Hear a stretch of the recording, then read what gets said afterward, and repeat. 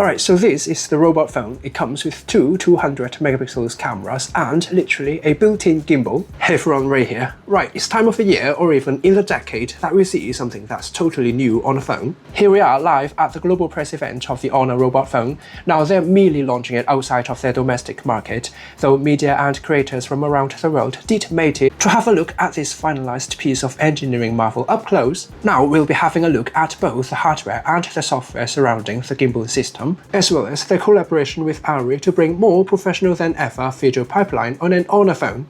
Now, if you've owned a phone from this brand before, you might find zoom quality breathtaking, but when it comes to video, it sort of leans towards the more digitally processed side, with all those oversaturated and over-sharpening effects. This time around, they're partnering with ARRI, and apparently it's not only for the logo. We'll see if the color sign's really there. Now, for day-to-day casual users, the brand ARRI could sound unfamiliar, though for you guys here watching tons of review videos on YouTube, I reckon you'd agree if we call this the cinema camera brand. And right off a good start, the robot phone's actually capturing the colors and the contrast of light relatively similar to a proper ARRI camera. Now, if you really have to nitpick it, I do find the Alexa Mini LF captures slightly richer colors and better contrast as well as wider dynamic range. To me, it's absolutely reasonable. The phone doesn't have a full-frame sensor to begin with. So the color curve here on the robot phone shooting in ARRI Log C3 is actually relatively similar to that on a proper ARRI camera. Judging from the colors on the display here, here's a video shooting in the specialized ARRI cinematography mode. I do find my skin tone here appears to be natural and smooth. The overall gradation of colors also appears to be way more natural compared to the original default Honor video mode. And right, that's only for video recording. For stills, they've actually got another partnership with Harcourt Studio, making it a really interesting phone. What truly separates it from everything else on the market, however, would definitely be that 200 megapixels camera that is stabilized via gimbal, as well as the color signs for video borrowed from ARRI. We'll be coming back to this in a minute. Moving on to the design, it's actually a one-handed phone featuring a 6.31-inch display. It could be Honor controlling the phone to weigh under 250 grams at 248 grams. Now, if you perceive it as a traditional slap phone, normal phone, you might find it to be slightly more on the heavy and thick side. Though considering all the extra hardware, the chassis is only measured at 9.59mm. Shall we call this thin or thick? It's your call. It also does come with a camera bump, though in my opinion it's absolutely reasonable and totally acceptable. Here it comes to the interesting part. It sort of brings back all those nostalgia of a slidable camera cover. This time around, however, it's a transparent one made out of glass. Its job here is quite obvious to protect that gimbal system on the back of the phone.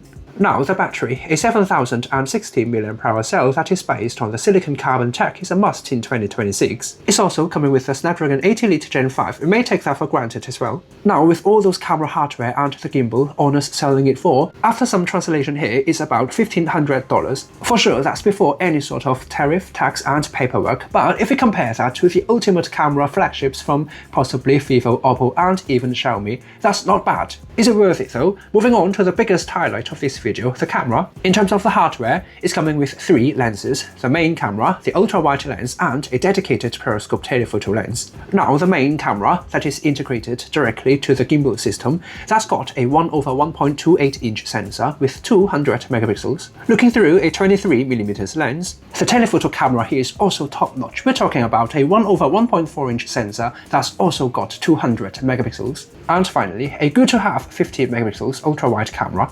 It's worth mentioning in the meantime, the camera lid is transparent, but is it just me worrying about the extra layer of material could reduce image quality in the end? Personally, I definitely would slide it open every time while I'm using the main camera. My concern though would now be is right on top of the ultra-wide camera and the telephoto lens. If you don't care about this that much, fine. Right, here's a quick look at the camera software. We have 0.5 for the ultra-wide, 1x and 2x, and that would be in-sensor zoom on the main camera. Now look, while we're not using the gimbal system here, the main camera would just simply serve as a main camera, just like on any other phone. Now the telephoto lens, that's a 62mm one. It works perfectly fine even if we have the camera lid sitting on top of it. If you do care about image quality though, my recommendation would definitely be have that camera lid closed. As you can see here, you'll be dealing with all the fingerprints and smudges. To be fair, that's a module that will be sliding across left and right, opened and closed quite frequently.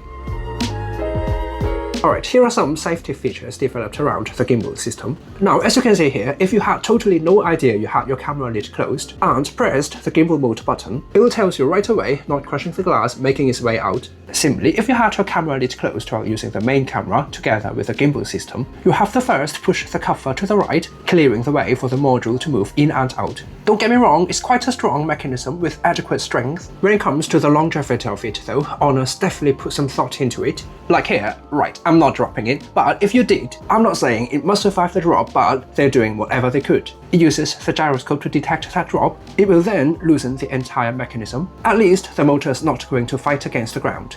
Alright, here it comes to potentially a controversial one. The maximum zoom range now reaches 200 times. If you remember, the telephoto lens is actually based on a 62mm lens. How on earth are they cropping a 2.7x photo all the way to 200x? Now, it's definitely going to be with a little bit of help of AI. Here's how Honor's doing it.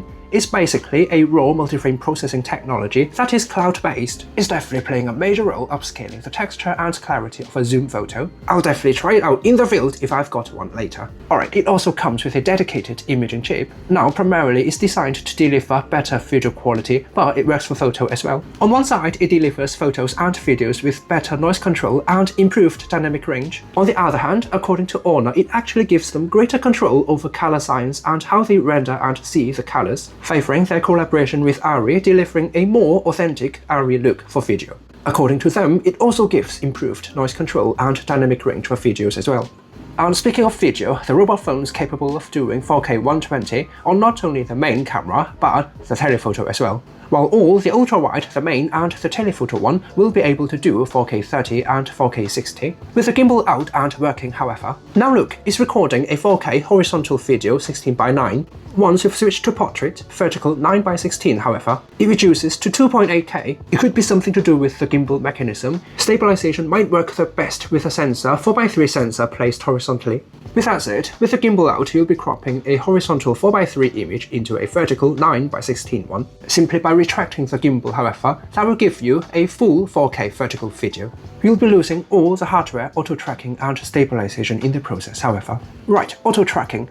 Besides all the ARRI branded color filters, here's a look at how subject tracking works on the robot phone with a dedicated gimbal system. It recognizes the main subject, person in the frame, is actually quite fast and accurate. Now tap on the person that you'd want to track. It works and it follows me wherever I go. Based on my experience, it's got a range of around 300 degrees. Now I've actually tried moving across my camera. When I was blocked by another object, it actually lost me for a second, but it then caught me once again. I'm not sure if it's going to work every time, especially if it's lost you for more than 10 seconds, but for a second or two, it should be fine. Well, I mean, it's kind of a phone that's tailor-made for content creators, in my opinion. Now, the stabilization. I must say, I'm really glad to see the idea of having a main camera, a high-quality one, that can be flipped around and used as a selfie camera. This time around, it's not only a flippable camera, but a well-stabilized one as well. With the gimbal system here, the hardware, and subject tracking, the software. The technology is finally there, having a perfect blend of both hardware and software. Now, the video here on the left was shot on the Honor robot phone. In terms of both stabilization and having me locked in the center of the frame throughout the video, I must say Honor's nailed it in one go. Now, to be fair, it's a setup on site. How effective the gimbal stabilization and subject tracking are in the real world, that is something that I have to try and test out quantifiably later on. Oh, and here's the joystick that allows you to move around the camera while shooting a video. And here's the menu for the camera with all the settings you can play around with, including joystick speed. There's a whopping 9 levels of how fast your camera is going to move around for us to select from. There's a handful of pre-programmed camera movement that we can play around with as well. Like spin shot here, oh that's definitely my favorite. You've got 90 degrees to the left or to the right and 180. Here's how it works once you've got a video recording. Now on the top right hand corner, there's a tiny little 180 button. As I chose 180 for this particular one. Now press the button and hold your phone tightly. There you go. There you've got your spin shot. Fully automatic. It will do everything for you.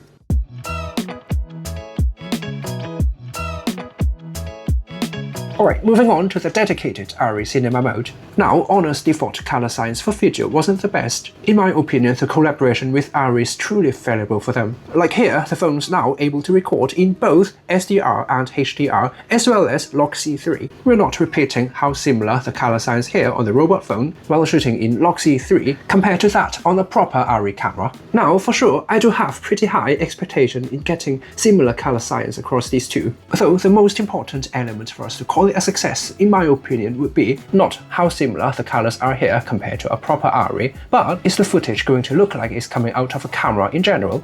Judging from the display here, I do see the colors appears to be smooth and is delivering plenty of details in the shadows as well as in the highlights. It's really hard for me to evaluate from here, especially we're just looking at the built-in display here. But my eyes definitely felt pleasant and comfortable while looking at the videos shot on the robot phone. I tend to believe everything Honors said during the press event, not because I'm there, like I'm recording this voiceover days after the event, but after the couple of hours I've been playing with the phone. It's even got false color, zebras, and peaking focus, everything there. You can even lock your main subject on one of these 9 spots based on the golden ratio, and the gimbal will do everything else for you, keeping your original framing intact. All in all, it tracks, it stabilizes, it gives natural colors, highlights and shadows. It's also got the ARRI color science. If it's really there or just marketing, I believe it's the prior. I'll certainly need a double check on it. Nonetheless, a gimbal on a phone that's new and is different. It's got the software ready as well. If you're looking for a true camera beast, this is it, if you can buy one. So that's pretty much it. Hope you guys enjoyed watching this video. Like if you did, and don't forget to subscribe. See you all next time.